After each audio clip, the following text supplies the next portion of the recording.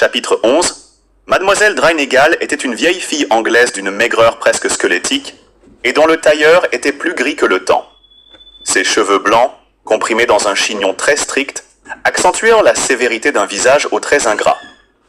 Higgins et Marlowe la reçurent dans la bibliothèque du docteur Thornberg, qui, comme si de rien n'était, avait fait s'allonger un patient sur son divan. « Désolé de vous importuner, mademoiselle.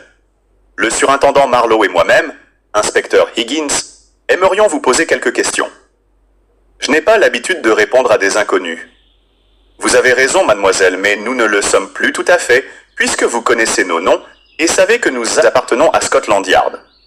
C'est tout de même un peu précipité, d'autant plus que ce n'est pas mon jour de ménage chez le docteur Thornberg. Je ne vous cacherai pas que son appel impérieux m'a beaucoup contrarié, d'autant plus que j'achevais de broder un mouchoir.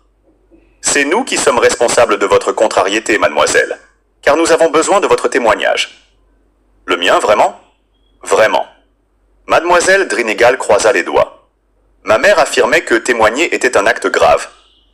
Je partage son avis, c'est pourquoi nous ne retenons que les déclarations des personnes de qualité, dont la moralité est irréprochable. Mademoiselle Dreinegal se haussa du col. Je considère que c'est mon cas, inspecteur. Scotland Yard est fier de pouvoir compter sur des personnes telles que vous. Que désirez-vous exactement? Travaillez-vous souvent chez le docteur Jacob Thornberg? Chaque lundi.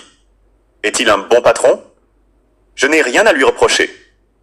En dehors des obligations professionnelles, échangez-vous quelques propos? Jamais, inspecteur. Ce serait tout à fait incorrect. D'ailleurs, le docteur n'a même plus besoin de me donner des instructions. Je sais parfaitement ce que j'ai à faire chaque lundi. Lundi dernier, êtes-vous venu travailler? Mais bien entendu, inspecteur. J'ai coutume d'honorer mes engagements. Je n'en doute pas un instant, mademoiselle. Soyez extrêmement attentive, je vous prie. Lundi dernier, comment s'est déroulé votre après-midi? La vieille fille se concentra. Comme d'habitude, inspecteur, je suis arrivé à 13h02, j'ai passé l'aspirateur et le plumeau. Et à 15h30, j'ai servi un café et des biscuits au docteur Thornberg, qui lisait des livres dans son bureau. À 16h, j'ai desservi. À 18h, mon travail terminé, je suis rentré chez moi. Scott Marlowe était de méchante humeur, et la vieille Bentley avait protesté à plusieurs reprises contre sa conduite trop brusque. La déposition de mademoiselle Dreinegal innocente le psychanalyste, déplora-t-il. L'aviez-vous cru coupable? Interrogea Higgins. De plus en plus, au fur et à mesure de l'interrogatoire. Ce type est un fou de l'espèce la plus redoutable. Il tuerait n'importe qui pour vérifier une théorie ou faire progresser sa pseudo-science. Vous ne semblez guère favorable à la psychanalyse, mon cher Marlowe? Honnêtement, Higgins, avez-vous compris un seul de ses propos? C'est un langage un peu absconce, j'en conviens. Ce faux médecin n'a aucune morale. Il n'établit même pas de distinction entre un criminel et sa victime et trouverait des justifications à n'importe quelle monstruosité. Des personnages comme celui-là pourrissent une société et la conduisent à l'abîme. Vous n'avez pas tort, surintendant, mais son alibi est inattaquable. Étant donné qu'il se trouvait chez lui à l'heure du crime, nous n'avons aucune possibilité de le mettre en accusation. Cet alibi n'est-il pas trop parfait? Mademoiselle Dreinegal me paraît tout à fait incorruptible. À moi aussi, hélas, mais Thornberg détient des renseignements qui nous sont indispensables. Les conserver par devers lui est un délit, et je compte bien utiliser ce moyen de pression. Il fera appel à un avocat et nous deviendrons prisonniers des méandres de la procédure. Comptez-vous laisser Thornberg hors du champ des suspects? Certainement pas, mon cher Marlowe, mais je crois préférable d'utiliser une méthode spécifique pour l'amener progressivement à nous dire ce qu'il sait. Vous n'allez quand même pas lui faire subir une psychanalyse? Pourquoi pas? Il a déjà été soumis à une analyse avant de pouvoir exercer, mais il demeurait peut-être quelques zones d'ombre dans les diverses strates de son inconscient. Ne parlez pas comme lui, Higgins. La clé de son langage ouvrira ses secrets, grands et petits. Ne vous comportez-vous pas comme un sorcier, Higgins? C'est parfois nécessaire, surintendant.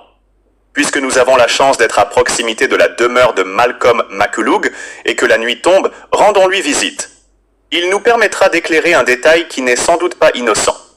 Appartenant au cercle des amis de Higgins, Malcolm McCullough était l'un des plus célèbres commissaires-priseurs du Royaume-Uni, et sans conteste le plus érudit. Dans sa vaste maison de la banlieue nord de Londres, il avait accumulé quantité d'objets rares, et des milliers de livres traitant de styles de toutes époques. Écossais, il éprouvait une prédilection marquée pour les œuvres de l'Antiquité dite païenne, et se croyait doué pour la fabrication de pâtisseries particulièrement indigestes. Lorsqu'il n'officiait pas chez Sotheby's, il lisait la nuit pour perfectionner ses connaissances et dormait le jour. À 20h, il venait de se lever quand Higgins et Marlowe sonnèrent à sa porte. Les cheveux en bataille, vêtu d'une robe de chambre rouge vif en laine des Highlands, il se réveilla en découvrant l'ex-inspecteur-chef.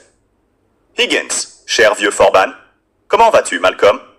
Au mieux, je viens d'acquérir une ravissante petite statue hellénistique consacrée aux joies de l'amour.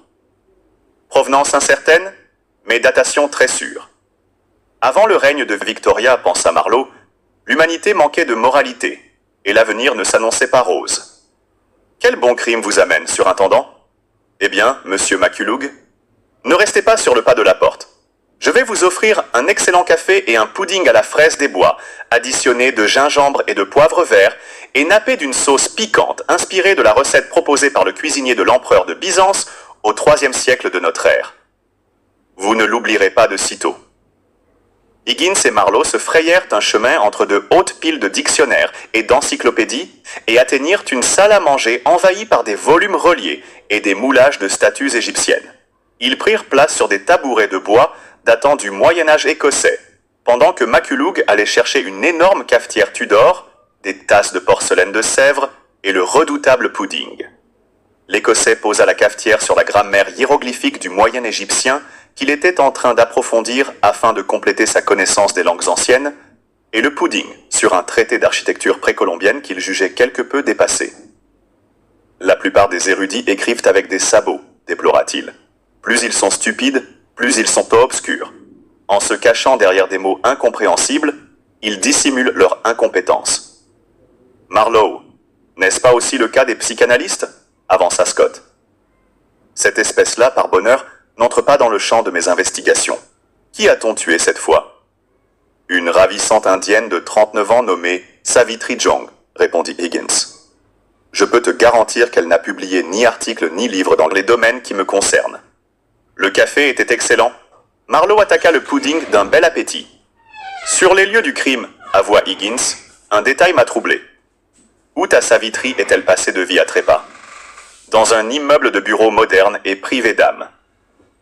La malheureuse? Et ce détail?